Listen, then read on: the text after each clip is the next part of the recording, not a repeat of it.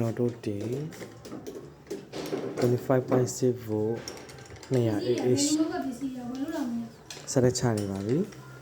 ဟုတ်တယ်ဈေးတွေကလည်းအရင်ကြီးတယ်ပစ္စည်းရရှားတယ်ခုကဆိုင်တွေကလည်းပိတ်အခါလည်းပြီးစီမှာမလေးမှတ်ဝယ်ရတာပေါ့ဒီဆိုင်ဆိုင်ရပိတ်နေတာဒီဆိုင်ပြီးဆိုင်သွားရတာအမတနေ့ကုန်ဆိုင်တော့ဝယ်ဖို့ကိုကြီးတော့ဝယ်ပေးတာ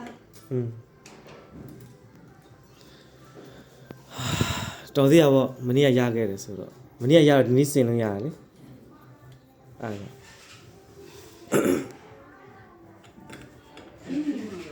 ဝယ်ပိုင်ကျတယ်တော်လေးကခဏတော့ရိုက်တယ်ဘယ်တော့မှမ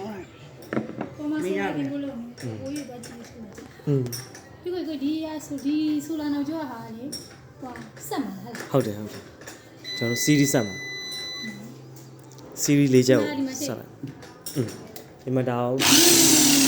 ဟိုဟာတွေ breaker တွေရော